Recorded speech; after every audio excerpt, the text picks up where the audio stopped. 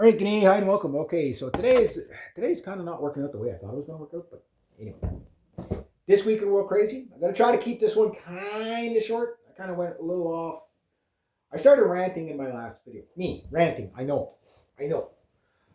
But I'm excited because completing my first manuscript for my first book, 2060 Dystopia. Can't wait to can't wait to get that book out to you guys.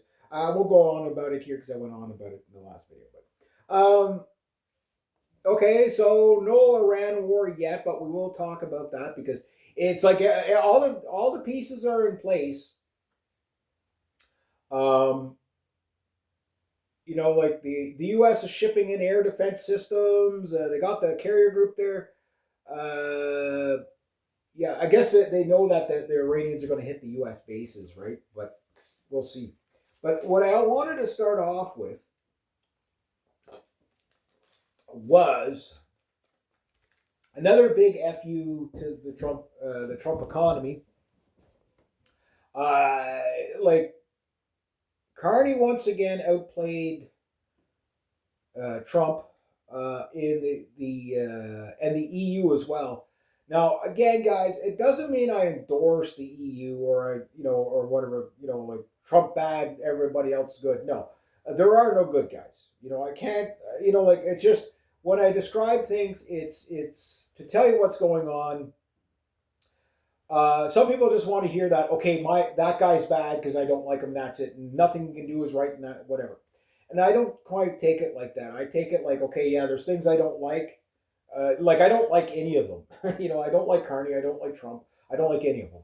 Right? I don't even really like Pierre that much. Pierre's about as good as we're going to get. But even at that, I don't know if would be better than Carney. I still hear people say, well, Trump's bad, but it would be a lot worse than Kamala. But at this point, I got to say, how? Like, Kamala Harris, yeah, she would be bad. There's no doubt about that. But would she purposely destroy the U.S. economy with tariffs? I don't think so. Would she get the war going with Iran? Probably. Yeah, she probably would have had that going. Would she be bad on the immigration? Absolutely. There's no doubt about that. But then again, you never know because I'm starting to find a theme here where Democrats tend to deport more people because I guess because they can get away with it because nobody pays attention because there's this assumption that Democrats don't open the like that they just open the borders because they do, right?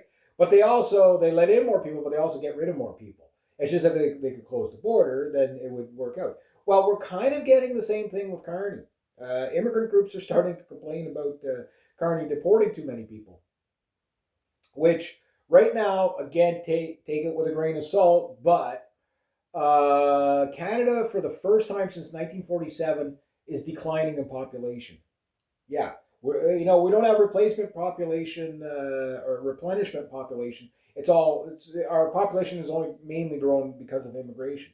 It's these people that we have to have 100 million people in Canada by the year 2100 or 2050 or 2040 or whatever because the world stage it's the dumbest argument.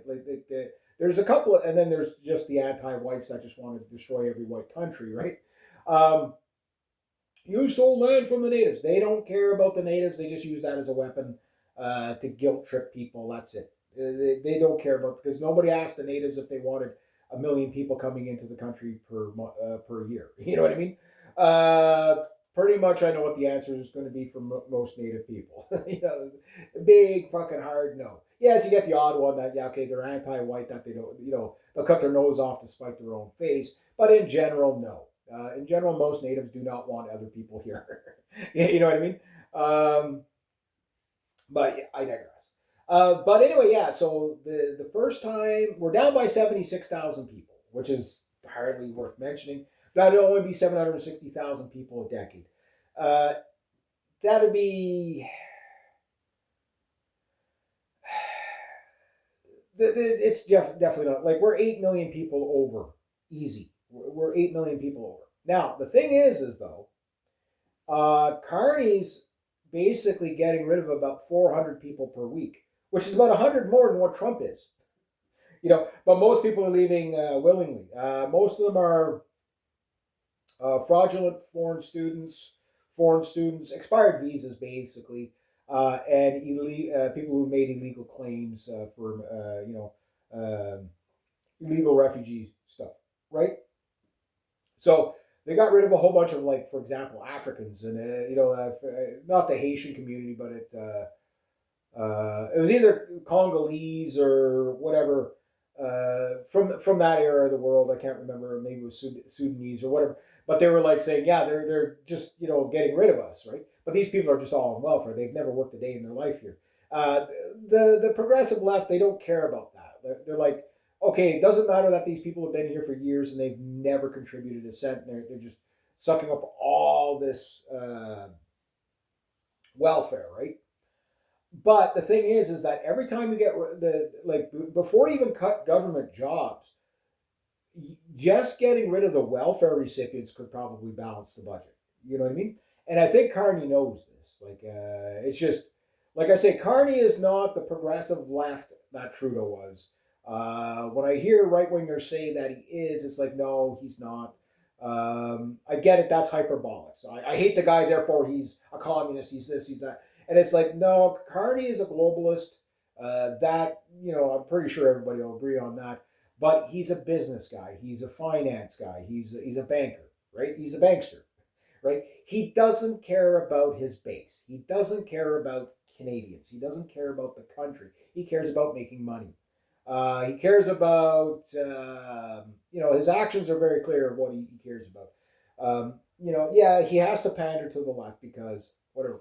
But he's already purged like most of the radicals twice out of his cabinet. There's still a few to go, right? Because he knows that the Trudeau era cabinet can't work. Like it can't work, and he knows he has to grow the economy, right? Again, so he cares about his portfolios where Trudeau cared about. We think and believe in social justice and all that, progressivism, right? So he's about the money, which the accidental win there is that at least he's not going to try to get us all killed. You know what I mean? In that sense. That said, we have the everything crisis here the same way they do in the States. This is what I don't understand about the 51st staters. It's like they think the Americans are doing so much better. They're like, no, they're doing way worse. Like, we're all doing bad. That part we should all be able to agree on. We're all doing extremely bad, but they're doing way worse in most metrics. There's a few areas where they're doing better, but in general, no. No. No. Not even close.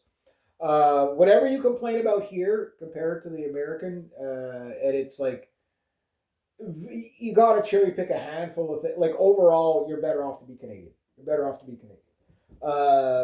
You're going to benefit more.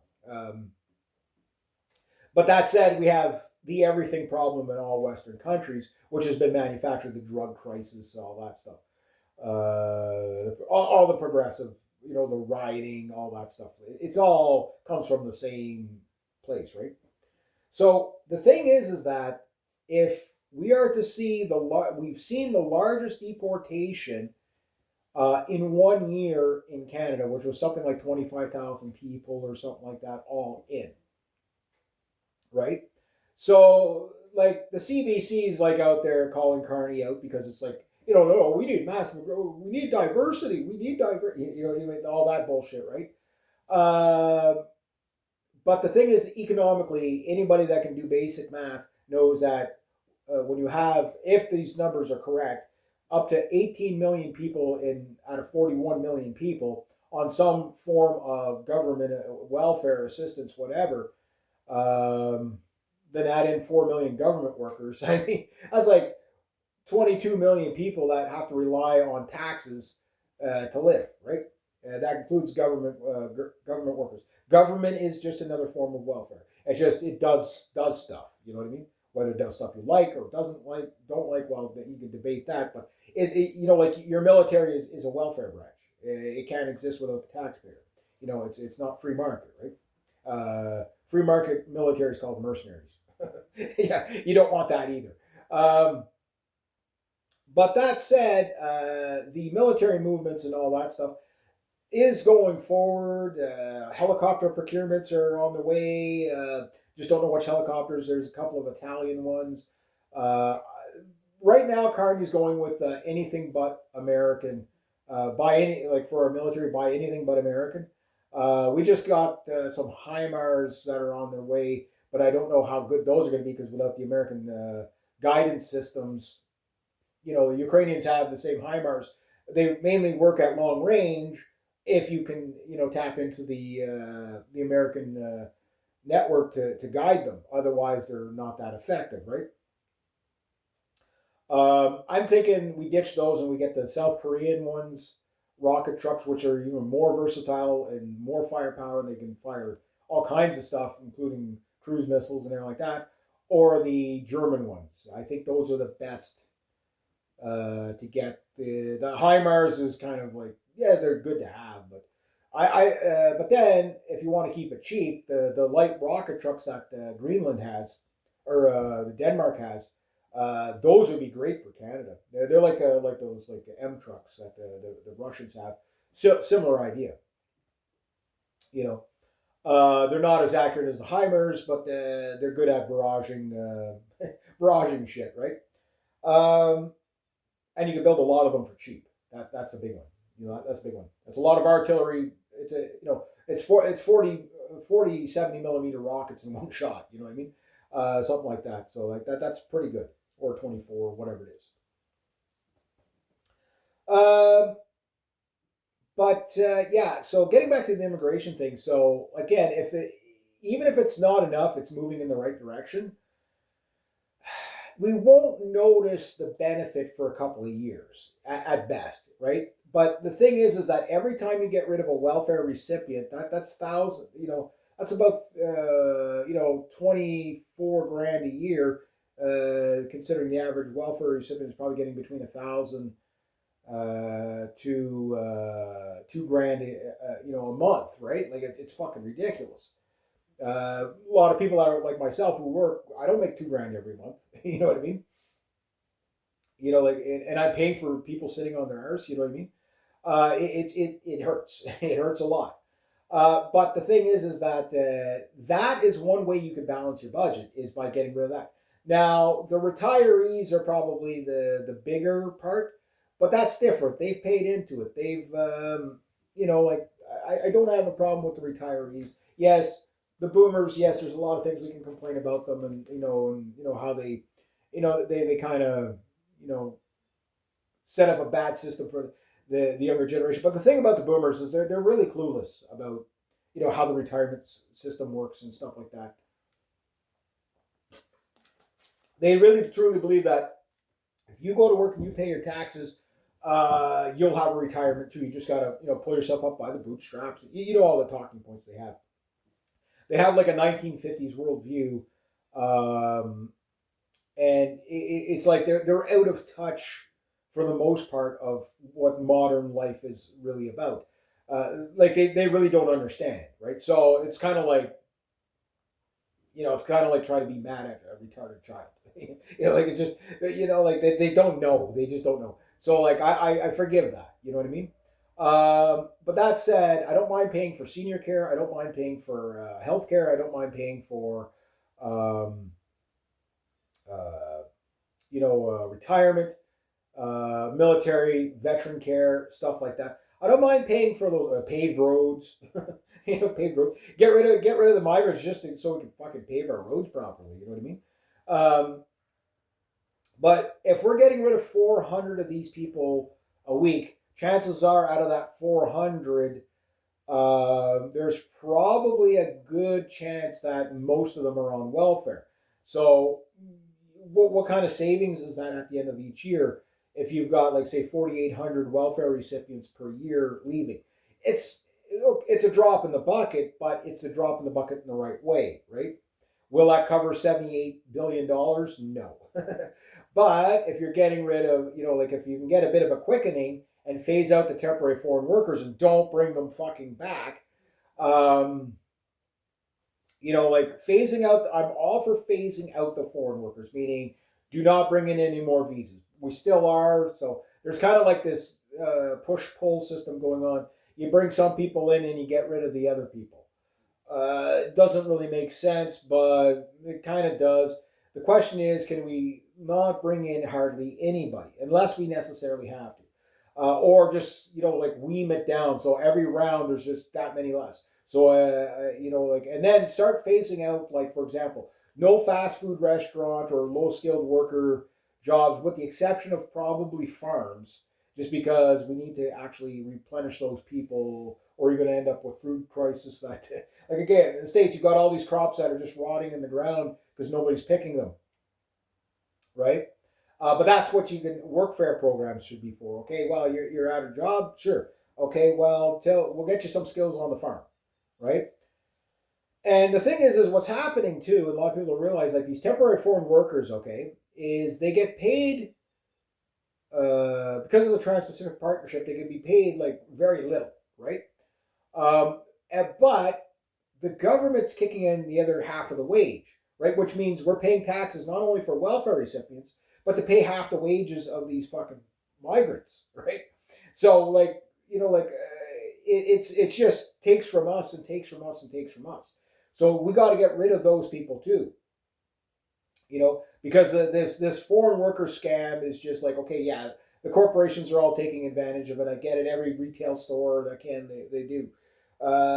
But it's also having effects where people, they go into, like the Tim Hortons are still doing okay. But for example, Wendy's, which is a Canadian thing, they went all the temporary foreign worker route. Guess what's happening to them? Yeah, they're closing a lot of places. Why? Because people don't want to eat where you. Okay, it's not that there's brown people there. That's not the issue. It's that you said fuck you to your citizenry, and you just bring in all these foreigners to work when my kid who's just out of school could be working there. You know what I mean? I'm going to go somewhere else.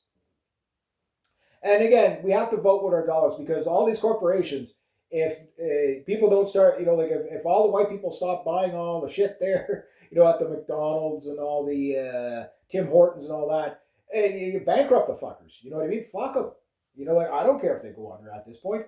What good's it going to do me? You know what I mean? Like if you're just going to hire all these people from the third world or whatever, like it's not up to us to take care of them. Just so you can make a quick buck. And the sooner you go out of business, the lower my taxes are going to be, because I won't have to pay for the other half of the wage for these people. That shouldn't be here in the first place, right? For jobs that we can do. Oh, the white people won't do those jobs. Yes, they will. You just have to pay them a fair wage. That's all. Oh, but if we pay a fair wage and we're not competitive enough, why do we have to compete with the third world? Like only these GDP number capitalist types want to compete with the third world. You know what I mean? It drives me fucking nuts. It's like, no, how about we pay good wages? The people in the third world, okay, if we have to balance out the trade with, tariffs, reasonable tariffs, we'll do that. If we're going to have a free trade deal, well, the other side better be not undercutting us. You know what I mean? It should be comparable. Fair trade, not free trade. No more free trade, fair trade. That's what we need. So that everybody's on the same page. So that we're not always competing with third world labor. You know what I mean? Because look what's happening to the quality of life. But anyway, yeah. So the good news is that we're seeing a decline in our population in the right area. The caveat is, what difference is it going to make if it's only that little? But 400 people per week is still more than 300 people per week in the States. So Carney's actually deporting more people than Trump. But the problem is you have to keep this in mind too. Why so little? Well, it's the same problem they have in the States that we have here. Even people that are willing to leave, once they get their okay, your visa's expired, it's time for you to leave, time for you to go home, it still costs us somehow. I don't know if it's just the processing fees, or we have to buy them tickets to get out of here, whatever it is, plane tickets or whatever. But it still costs an average of $3,000 to $4,000 per person just to get rid of them. So this is another reason why we shouldn't bring them in the first place. You know what I mean? Because these people, again, we're bringing in people that we have to pay for them to come here, and then we have to pay for them to go home. Maybe that's part of the deal, right? But the thing is that is very expensive when you're 8 million people over. You know what I mean? So yeah, it's get rid of them. Think of that $3,000 to $4,000 per, on an average of 400 people per week. Okay, at like how much money that could be going into our healthcare system, into our proper education. Like we got to reshuffle everything. I get that, and there's the only way out is through. I'd rather be doing it than not doing it because after a couple of months, once they're gone, they're gone. Just don't bring them back in. You know, we need to see the population like go down in the millions. Like I think 32 million is about what our infrastructure can handle. Because I remember when we hit 32 million, 34 million just a few decades ago. I remember it was like I noticed that okay, the traffic in Ottawa, for example, when I was a kid, there was like 300,000 people there. In by the end of the 1990s, there was about a million, right? And from when I was a kid, like you could drive through the city and there was like almost no gridlock whatsoever. Like Toronto is just absolutely, it's just too many people for the infrastructure, right? Oh well, we got to expand this, expand that. Oh, you got to shrink. You got to send people packing. Um, like having half your city on welfare is just not a good idea. You know what I mean? So we just don't need these people. Like again, I'm not saying they're valueless people, but I'm saying we don't need them. We have no place for them. We can't take care of them, nor should we have to take care of them. They should be contributing. You know. Now the foreign workers, the upside to them is they do contribute a little bit to the GDP. But the problem is like Justin Trudeau brought them in to keep the GDP numbers up. Carney's sort of doing the same because they all have to do it. The Americans can't do it anymore because they now have way more people than jobs. The only thing they can do now is just fire all the white people and whatever. And they're trying to do that, but it's creating too much of a backlash. So like we got a long way to go before things get better. But it's like you got to start somewhere, right? So that's what I got to say about that. I'm not optimistic, cautiously optimistic that we'll keep on that. At worst case scenario, at least if we keep on that, again, every month, like I don't know how long it takes to recoup that $3,000 or $4,000 to get rid of the people. Because that'll show up as a loss, right? But then once they're gone, and now that money would go towards maybe paying down the deficit, balancing the budget, which is so crucial. And maybe that's how Carney plans to do it. Is okay. Well, if I could just have less people on, because if you just go cut programs, okay, the problem is the radars go off, and then you have all these leftist protesters out there. Don't cut a single government job. Don't cut, but we have to. We have to. Like foreign aid is an easy thing because most people don't realize where the foreign aid's going anyway. So you can start cutting from there. By the time they realize it, it's been 6 months. The program's long gone. We've already made the savings. The few people that'll bitch about it, you got to do it like the way Carney's doing the immigration thing. He's not telling anybody that. He's told us what the immigration plan is, which is in percentages. But he's out there saying, look, I've cut foreign workers by 75%. I've cut regular immigration by 25%. Okay, nowhere near enough. Like there should be zero immigration coming into this country. There's nobody on this planet that we need that much. Like the only foreign workers we should be getting are people that are like scientists and surgeons and people that these people are like the only people in the world that can do this job because we don't have it, right? But as soon as we get those people, they have to know that, okay, you don't get citizenship. No, you can't stay here. Like all these immigrant students that, well, I want to be I want to immigrate. I want my citizenship now. I came here to learn on your dime, but now I want a citizenship. No, no, you go home.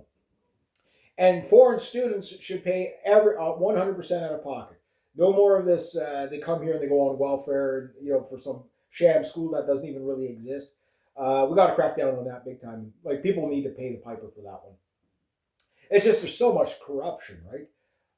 And then illegal truck drivers. Yeah, start cracking down on those. Sure, there'll be a bit of chaos with the lack of truckers or whatever, but as soon as you catch them, you pull their, if they have citizenship, you pull the citizenship, say, look, we're going to put it out on every news channel. If you get caught with an illegal trucking license, you go to jail for 5 years, You have your citizenship pulled, and you're deported and never allowed back into this country for any reason whatsoever, not for weddings, funerals, visiting. Yeah, you just never come back. And if we catch you in the country again, it's 52 years in jail. Yeah, yeah. Just we got to go zero tolerance, guys. Like if we don't start doing that, we're not going to have like we have to start to really punish the shit out of people. Look, I'll move on from the immigration thing for now. So again, it's not giving Carney a reigning endorsement. This is what he's doing. So step in the right direction. Yes. Enough. No. But it's enough that this year, like this has been going on pretty much for about a year now, and hopefully, we see by this time next year is that it's like 1,000 people per week or 3,000 people per week. If we can get rid of 3,000 people per week, it basically reverses the immigration at the numbers that they were coming in on average, say during the Harper era. That would work. Like 150,000 people leaving a year would be 1.56 million a year, a decade, right? Okay, it's step in the right direction, but we really need to get like 10,000 people, leaving a week, roughly. That because that would like again 400 people a week. Okay, that'll free up some homes and some of that, but 10,000 people a week would free up a lot of apartments, a lot of the rental crisis would go away. You know what I mean? Because that's where all this is coming from. Is from the rental stuff. And then just start cutting off the entitlement programs. Slow but sure. So by the time they realize it's do it like you don't just cut it and slash all over at night. But you get it so that you remove the incentive for these people to stay.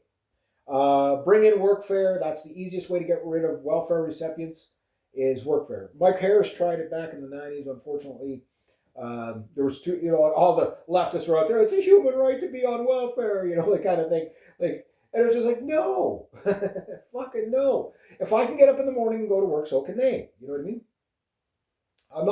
I'm not opposed to having a welfare system to help people that need it. You know what I mean? But when people just come here and they don't even try to better themselves, they don't even try to get it makes it bad for the immigrants that do come here and try. Like I've worked with immigrants that have never took a single handout from Canada at all. They got here. The only thing they were bitching about is that they couldn't get to work fast enough. Now the problem is that's not your average immigrant, But there are immigrants like that. Those people, yeah, you don't mind, I don't care where they're from if they're willing to put in the hard work and not break our laws and and contribute to the society. Okay, not so bad. You know what I mean? But again, within reason, you don't want to completely usurp your population culturally, right? And that's the problem we have.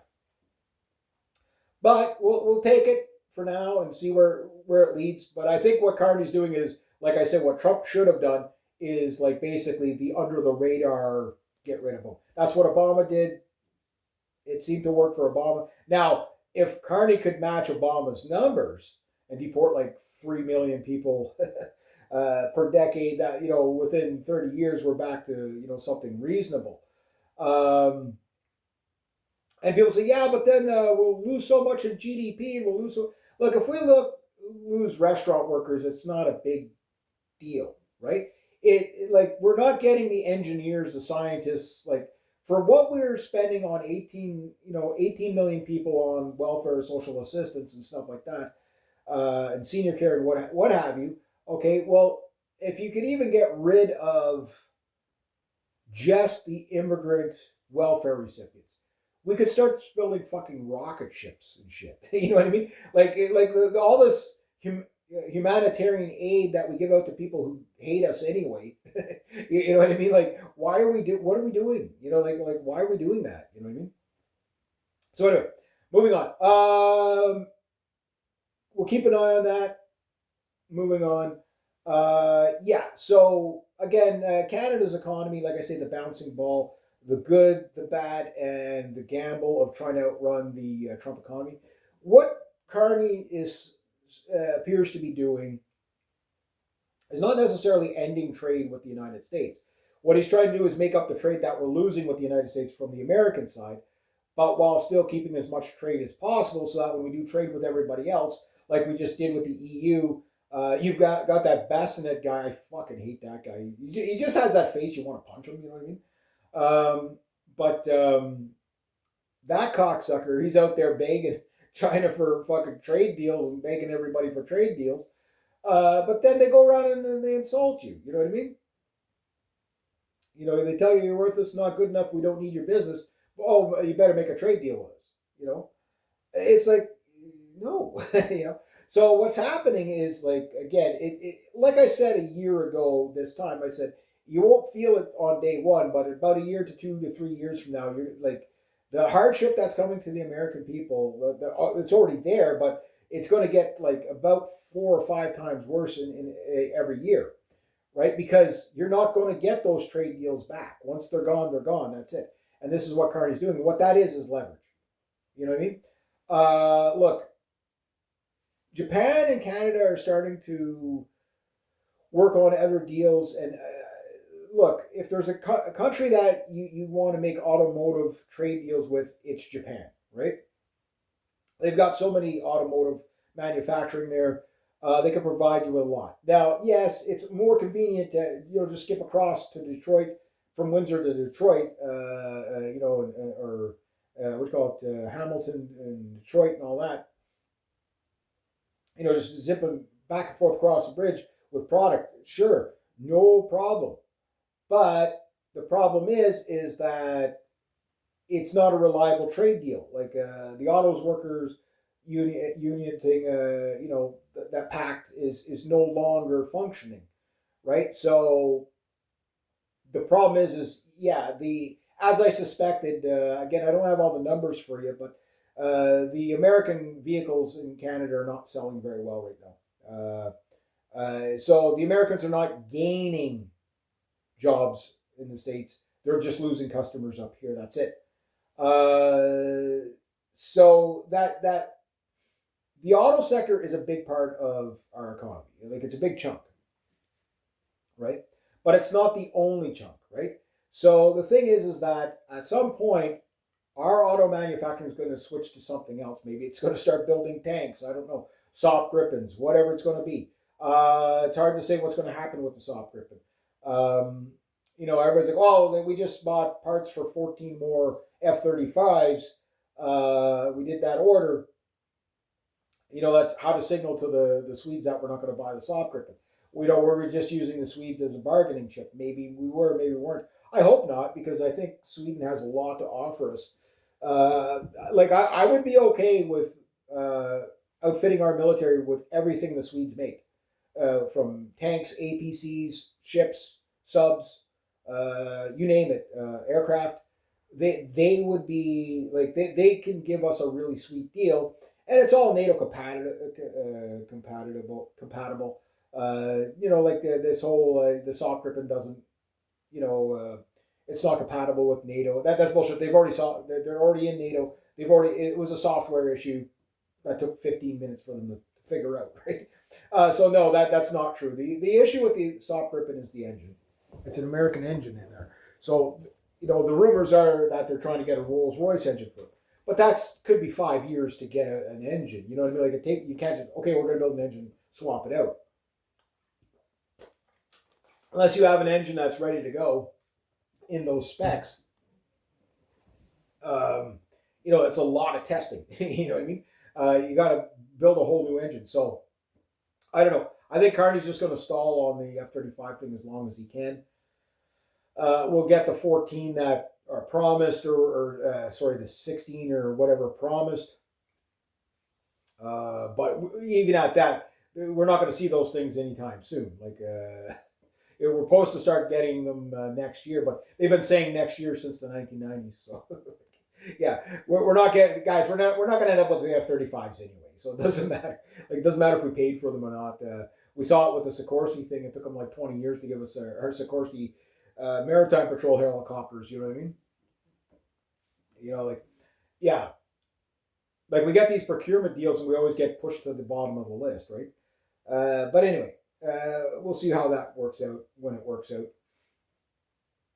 But yeah, no, the Auto Workers Union thing, Auto Workers Pact is not doing well in Canada. And I think even Doug Ford knows that. he's going to have to completely build something in Canada 100%. We have to build the Canadian car.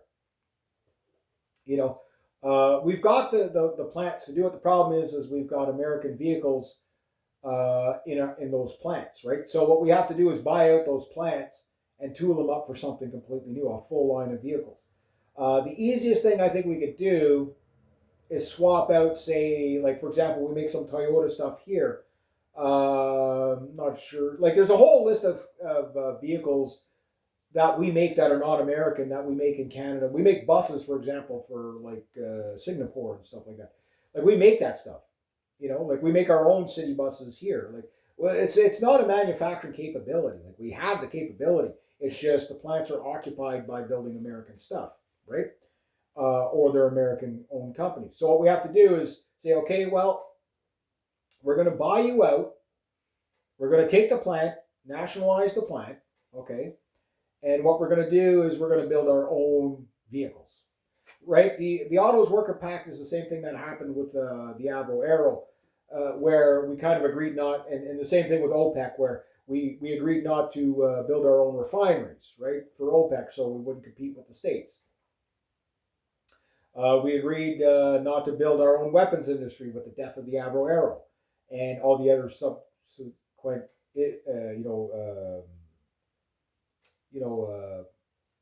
industries that would have came, including a space program.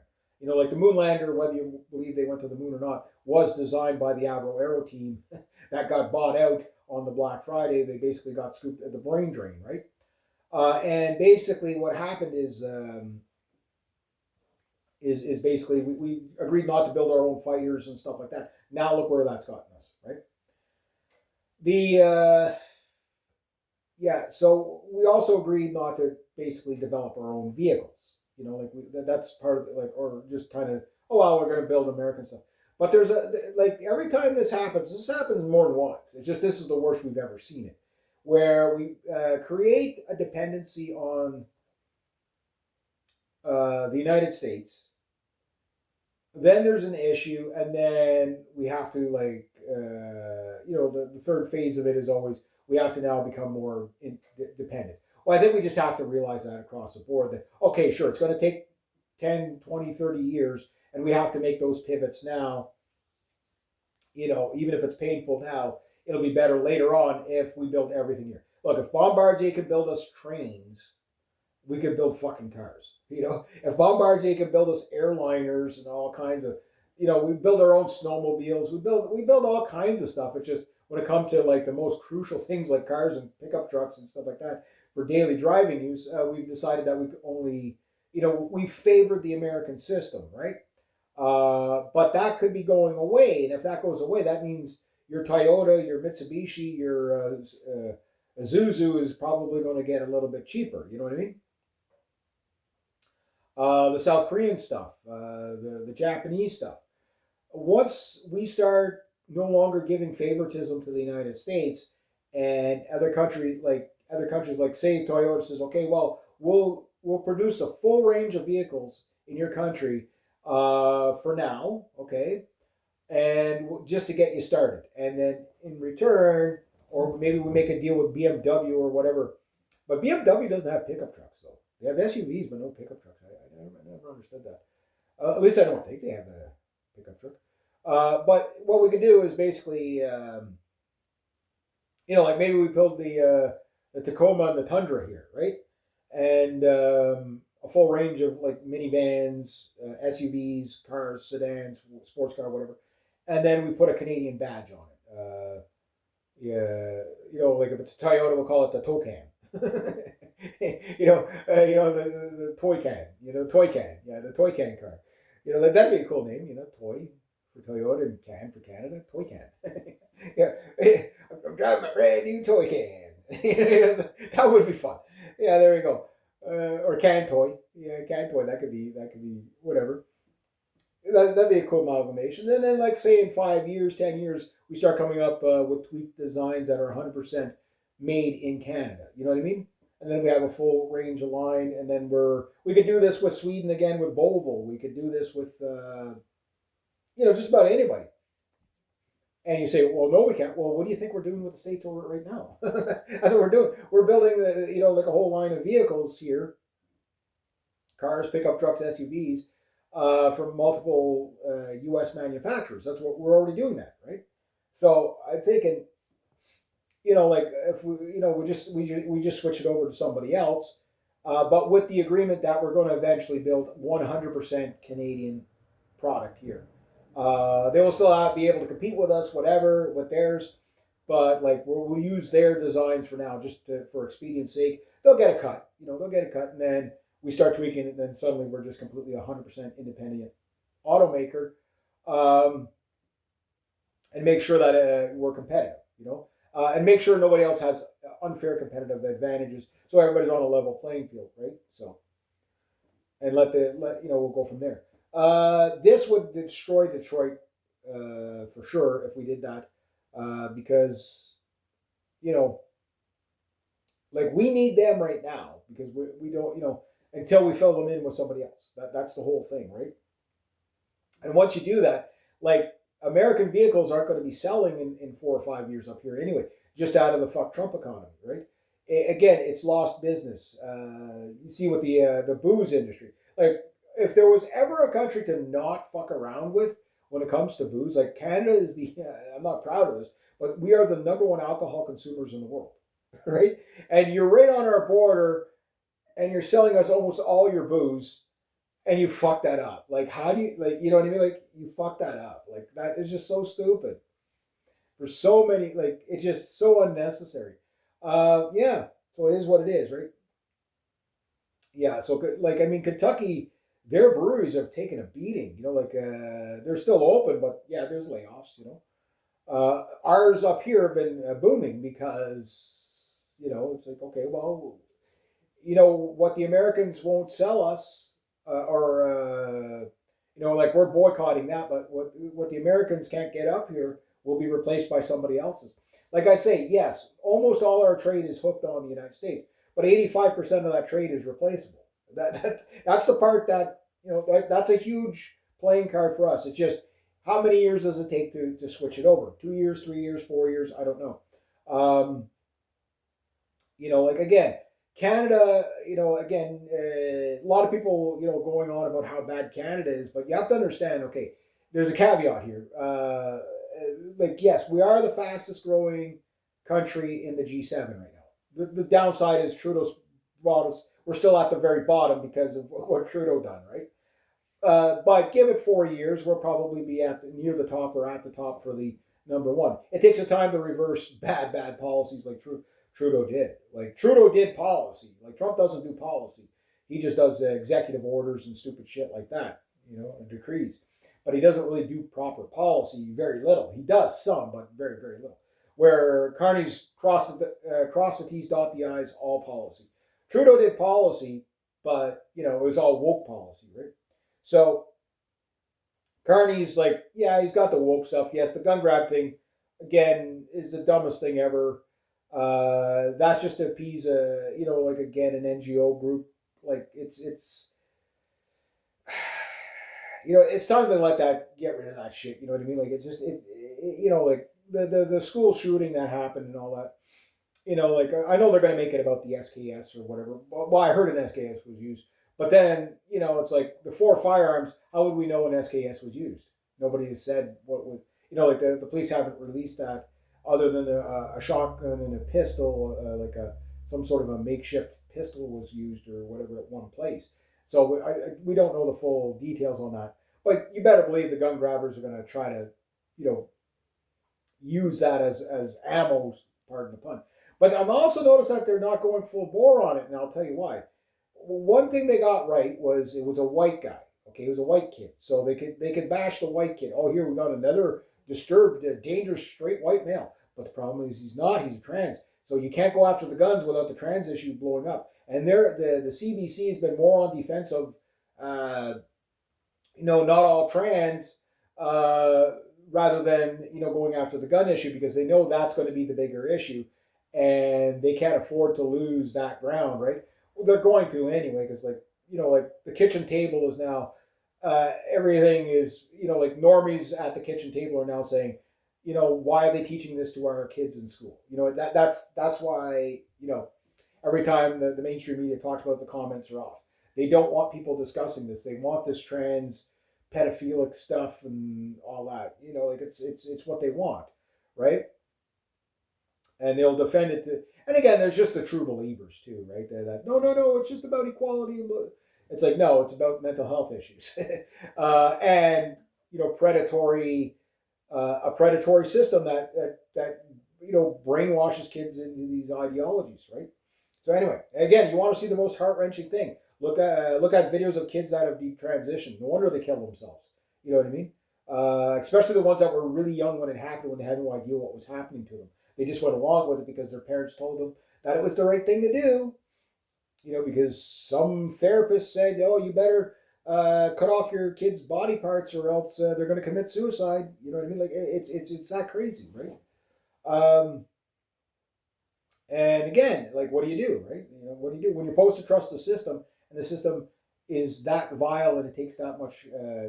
Again, you know what I mean? How did we ever let this happen in the first place? But anyway, I digress. Other things to cover. Uh, Again, the stock market, all that stuff, manipulated, whatever. Gold racing out of everywhere as fast as possible. Here's the irony: the United States is selling physical gold to China, right? And China's getting ready to basically ditch the U.S. dollar in a lot of ways. They ditched more U.S. treasuries this week too. The U.S. economy is beyond being shattered and in crisis. Everything that you're seeing in any sort of positive numbers are basically stimulus. That's all it is. It's just stuff being propped up, like these data centers and stuff like that. That's just stimulus money. And you say the same thing about up here in Canada. There's a lot of stimulus money. Yeah, that's part of our budget, but it's not reactionary. It's a part of the budget. Now, are we over budget? Yeah, but we're nowhere near over budget like the Americans are, right? Like that's they're printing $1 trillion every 3 months, and they're not taking in enough taxes to like Trump is going to be close to $64 billion, $1 trillion in deficit, or in debt, like the country debt, probably by the end of his term. That's what they're estimating. God help! Like, what kind of a world does that look like? Like, like, I know Trump wants to devalue the U.S. currency, thinking that it's going to, oh well, will be such a great deal that all this, all this business is going to come back flooding into the United States. No, it's just not happening. It's just not happening. The U.S. currency is going to take a massive hit. There's no doubt about that. What else is there? Oh, remember that Venezuelan oil that the United States was going to get? Well, you're not getting it. You're not getting it. Israel got it. A few other countries got it too. But yeah, no, that got shipped to Israel. Right? So I guess that's how they're gonna the oil that was meant to lower the gas prices in the United States from Venezuela that was stolen is just gonna go. And again, I told you, it was all wars are Israeli wars, all wars are banker wars, right? I told you guys, Israel had their, just because Venezuela's far away from Israel, and Cuba's far away from Israel, it doesn't mean that they don't have their hand in it. They have their hand in everything. They are the number one war manufacturers in the world. Like it's pretty much impossible to, like, prove me wrong. Call me anti-Semite all you want, but prove me wrong. Good luck. This is openly admitted stuff. So yeah. So basically, Maduro's oil got stolen on behalf of Israel. That's once again. Oh, it's remember that fucking Zionist on Fox News. Oh, getting that Venezuela, that would be great for us. I mean, America. But yeah, a little Freudian slip there. Yeah. We know every single time, right? Every single time. Like it's disgusting. It's so disgusting. But that said, there's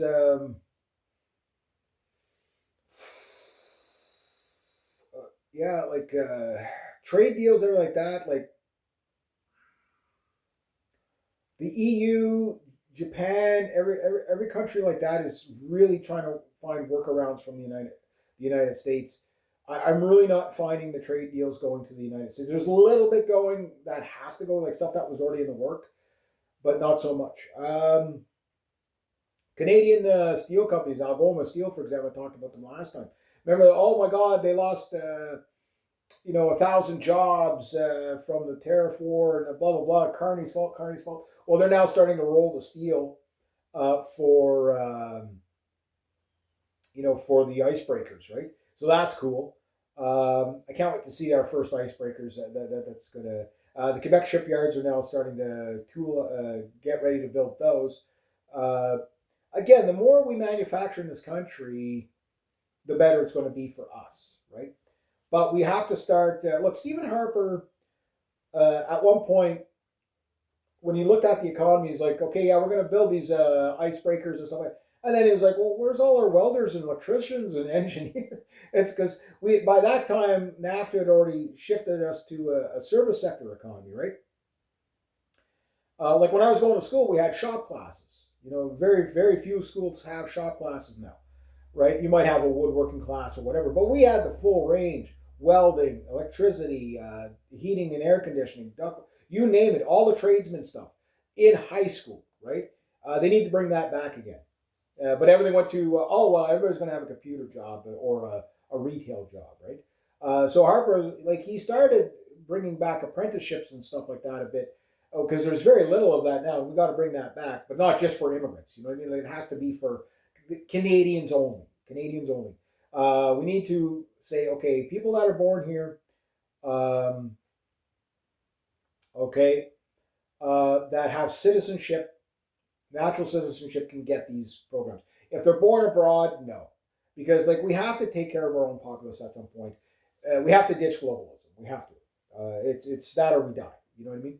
Um, Look, the only policies that are working is stuff right now that seems to be more nationalistic, not isolationist, but nationalistic in nature. Meaning, yes, we're going to make a trade deal, but it has to be mutually beneficial.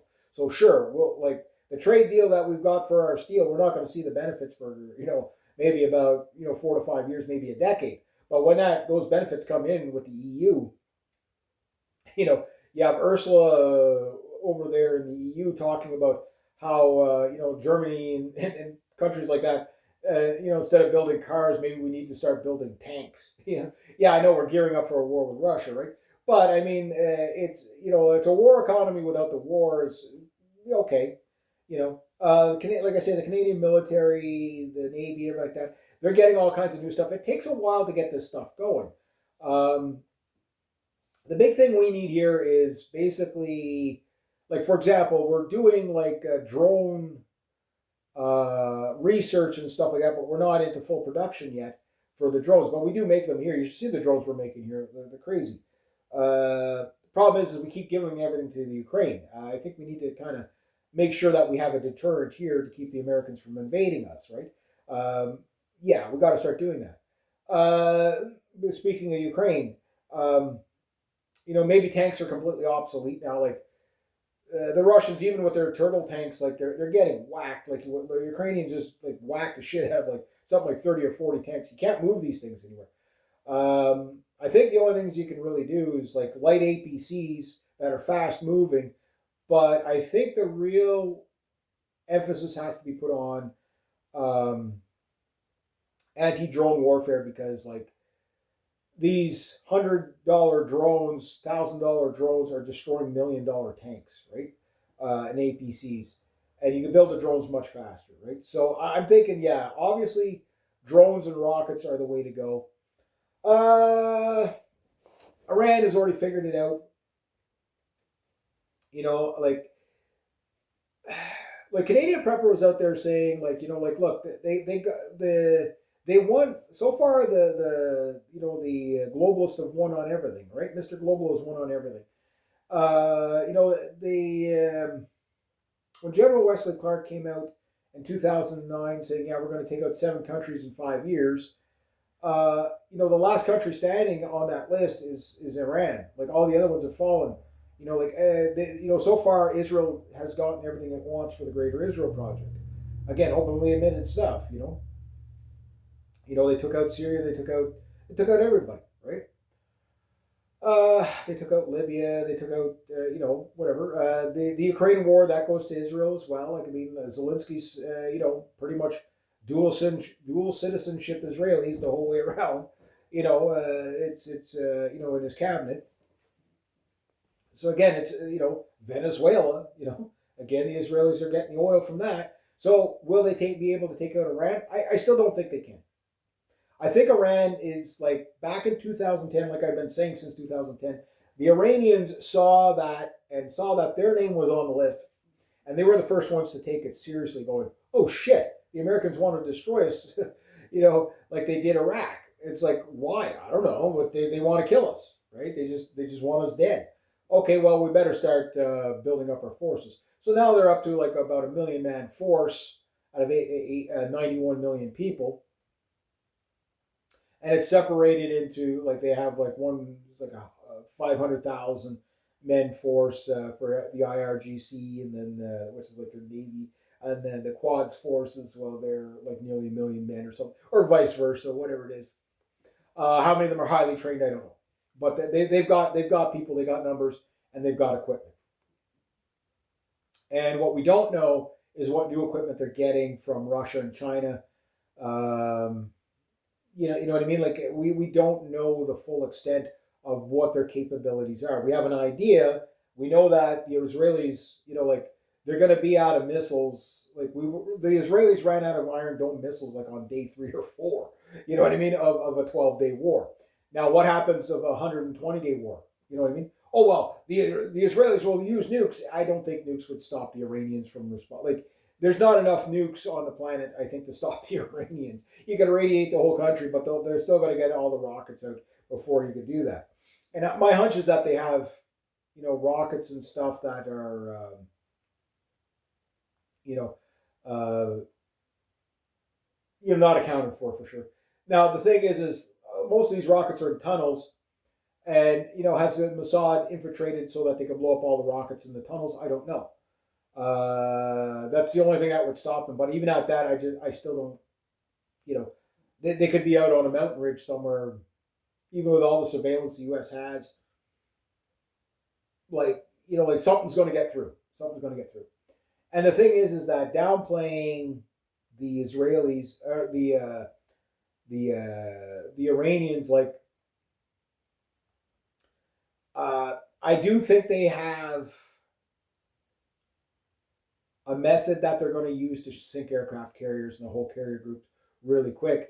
But I think it's all going to be like all at once. So they take out Israel, all the Israeli, like the Air Force and all that stuff, like all the ground targets. At first, they'll probably kill the Israeli people last.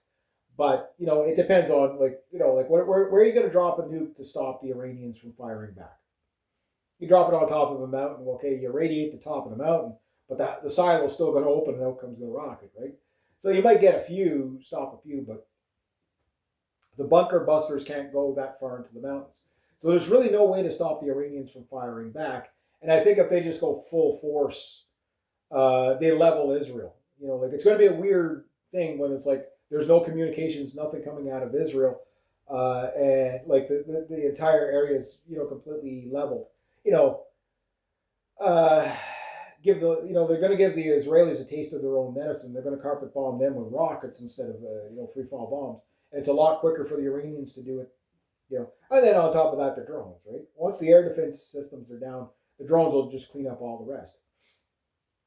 My hunch is that you're about to see a humiliating defeat of the U.S. Navy, and I'm not saying the Iranians aren't going to take losses. They're going to take lots of losses. Like they're going to put B-52s over, Tehran, I'm sure, and whatever B-2s and all that. But they're going to lose a lot. To see the B-2s shot down is going to be, shocking enough. Seeing A-10s shot down, that's going to be shocking enough. But seeing the F-35s, the F-22s, and the B-2s and Lancers, B-1s getting knocked out of the sky, that's going to be a whole new ballgame, right? As well as seeing the aircraft carriers going to the bottom of the ocean. At that point, the world markets are going to crash because the Iranians are basically going to control everything in that region. All the bases, All the ports are going to be destroyed. Anything American friendly is going to get destroyed. So this is why I think they're trying to build up all these, air defense systems on the American bases. There's lots of them, sure, but like again, they can take out air. Like the Iranians can hit Europe. Like I mean, they have the capability to hit as far range as Buckingham Palace, taking out Big Ben.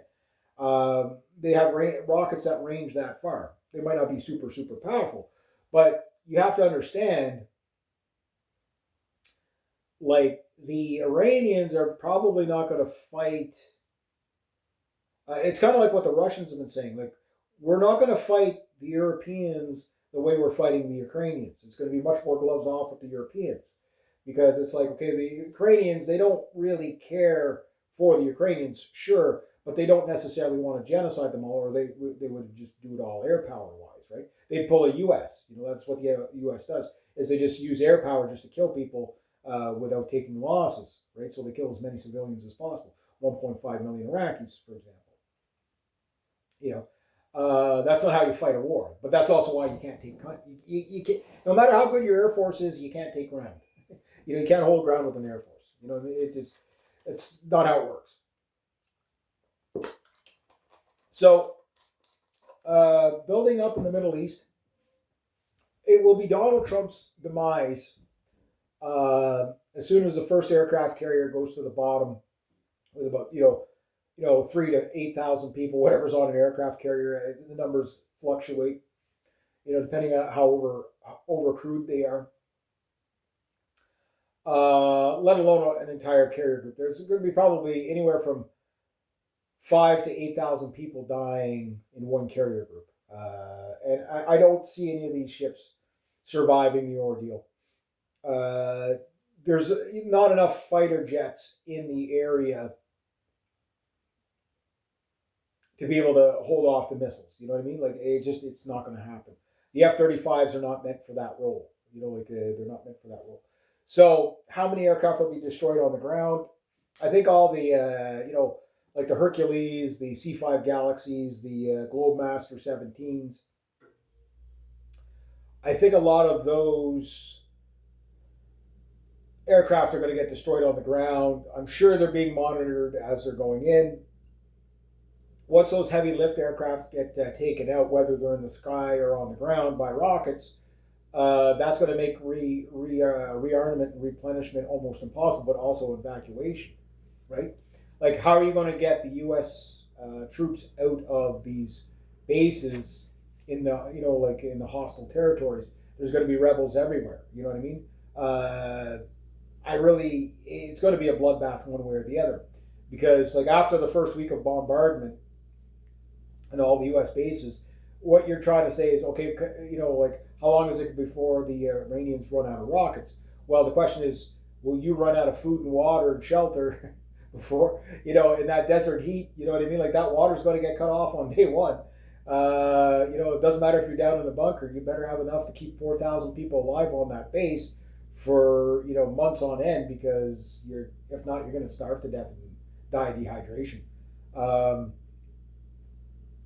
So it's going to be crazy. It's going to be crazy. I just don't know when they're going to kick it off. But I'm wondering what the delay is. You know what I mean? Like it's like the carrier groups are there. The two carrier groups are there. The third one's on its way over. They're dropping off missiles defense systems in Israel and all around the U.S. bases. So they're ready for a big offensive against the Iranians. The Iranians are just sitting there waiting. Like now, mind you, if the Iranians wanted to use the Israeli method or whatever, it would guarantee the war. But I think they just want the moral high ground. But they could hit them early and wipe out everything while it's being set up.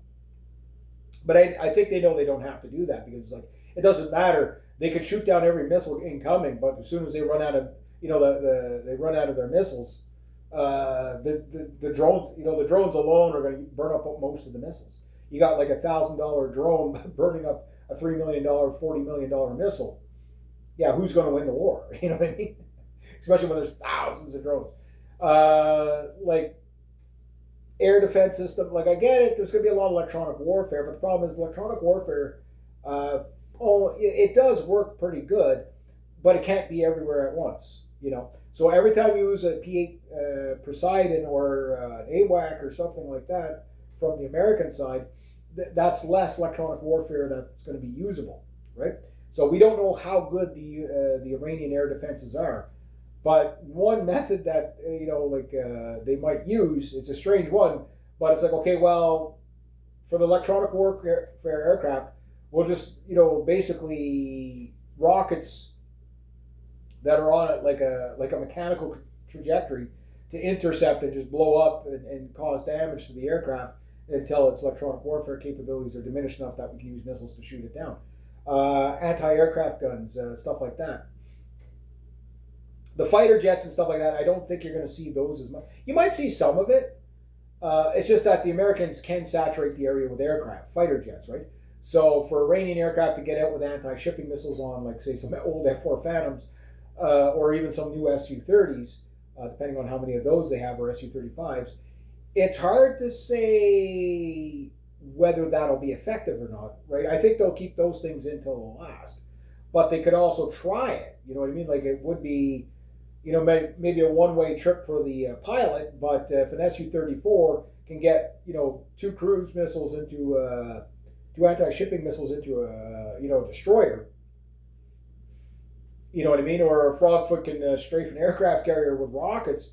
Look, they don't necessarily have to sink the aircraft carrier to make it inoperable. They just have to get one good drone on the deck to blow a big ass hole in the deck, and then suddenly, good luck patching that up at sea, right? Not going to happen.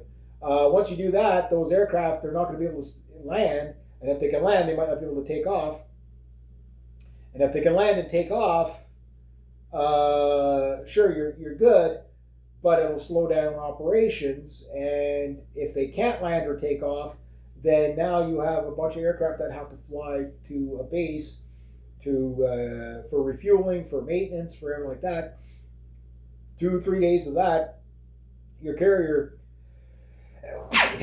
group is obsolete at that point. Once you're under the aircraft carrier obsolete by doing that, doesn't matter if you sink it. Suddenly you can't get like 180 aircraft in the air. There's about 68 aircraft per aircraft carrier, give or take, right? Whatever. So let's say at the high side there's 210 aircraft between the three aircraft carriers. I'm not going to add like frigates, helicopters, and destroyer helicopters and stuff like that. But just the Hornets, the Super Hornets, the F-35s, whatever, the Hawkeyes, whatever they're using, that stuff will have to land somewhere else. Now, once it lands somewhere, guess where the rockets are going? They don't have to shoot the aircraft down. They just have to be able to hit them on the ground, right? Or hit them on the deck. Look, the last time the Houthis fired cruise missiles, I forget which aircraft carrier it was. It had to swerve so violently it lost an F-18. It slid off the deck, right? So that's a pretty bold maneuver when you have to to avoid getting smacked by this missile, right? I think that's happened twice. There was a U.S. sailor just went overboard during a destroyer and a supply ship. I forget where it was. I think it was in the Baltics or something like that. Don't quote me where it was. But they smacked into each other because it was really rough seas. And one guy went overboard and he died. So that was this week as well. That happens. Like a lot of people, oh, they're incompetent. No, it's like you try to replenish a ship at sea. It's not easy. That's why most of these ships get replenished at port. But the ports are, talk about sitting ducks. The best thing that can happen for the Iranians or the Houthis is to sink a U.S. aircraft carrier at port. You know what I mean? Like it just renders like you got this big fucking hunk of metal sitting there, sunk right in the port. Now you can't reload your other ships. You know what I mean? It'll delay it. Like you won't be able to move that ship. How do you move a crippled aircraft? Like torpedo the aircraft carrier while it's at port? Huh. Good luck moving that thing. You know what I mean? It'll take you like 5 years to cut that up and move it. Let alone, by that time about 5 more rockets are going to hit it on the deck, melting down the reactor and everything. Probably if an aircraft carrier gets hit in the reactor, for example, everybody on board dies. You know what I mean? Like a radiation poison. Like that's a downside to nuclear powered vessels, right? You might survive the sinking of it, but you die of radiation poison after because of the reactor, right? Same problem with the subs and everything like that. And the subs in the Strait of Hormuz is like that's kind of a no go. Like you can see them from the air because the water's too shallow, right? Like subs, you'd be surprised how deep you can see a sub. You can actually see a sub like almost up to in some places up to 150 meters underwater. You can actually see it from the air. It's not easy. It depends on where it is. Like depends on where it is. But in some areas, yeah, you can see it. And again, shallower waters. Huh. Now the other thing too is the sea mine angle of it. Like the Iranians again, like at the Strait of Hormuz, they're going to deploy sea mines. That's going to be a choke point. Like, yeah, well, we got mine, sweepers or whatever. But to get the minesweepers to do their jobs while taking in Houthi missiles, I don't think so. The Houthis have been sitting quiet; they're waiting too. So I don't know when Donald Trump is going to kick it off. At this point, though, I think like Netanyahu's made it clear that the United States is going to do this for them no matter what. They have no choice, right? Trump has to do whatever Israel says because that's all he cares about is Israel, right? So we'll see. Like, what is the holdup? That's what I'm wondering. What is the holdup? Like, what do they now know that? Okay, well, no. There's all the stuff, the public rhetoric, right? A lot of that's for show. Yes, the Iranians have to come out and say they're going to do this, that, and the other thing. But it's the communications on the back channels that are probably saying, no, we do have the abilities to nuke your aircraft. We can nuke your bases. We don't have to fire that many rockets. We actually have nukes now. That's probably what the Iranians are saying. We've had them all along. We didn't build them. We bought them. And I've been saying this for years. Why would the Iranians, sure, I can understand that they would want to develop their own. And because of what Donald Trump has done, they probably say, well, we have to because they're going to attack us and kill us anyway. So they probably have it one way or the other. But my hunch is that why would they go through all that trouble of building one when they could just simply buy older warheads from the old Cuban missiles or the old Russian warheads or North Korean? Like the Iranians and the North Korean nuclear scientists work together. I'm pretty sure they've made a deal a long time ago. You know what I mean? And that's probably what the hostage is that okay, if you do this, the nuke's going into to Jerusalem, Tel Aviv is going to be turned to glass. You might, we'll let you make the first move, so we have the moral high ground when we turn you guys into glass. But we're going to turn every Middle Eastern base into glass, or maybe one or two of them. You know what I mean? Like that's what I think the holdup is, because otherwise, like if Iran was so defenseless, they would have hit them like Libya. They would have hit them like Iraq, but they're not. Right? It's been years. It's been decades. They can't seem to be able to get, like the protests are not going to take out the Iranian regime. Most of the Iranians hate their government, I'm sure, but most Iranians support their government way more than the U.S. It's like the Venezuelans. Like, yes, there are Venezuelans that wanted Maduro gone. There's no doubt about that. But for everyone Venezuelan that wanted Maduro gone, most of them are, the other half like them. It's that's why you stay out of it. You know what I mean? It's the same thing with the Cuba thing. Aid going to Cuba. So far, Mexico's been sending food and stuff like that. I don't know about anybody sending fuel yet.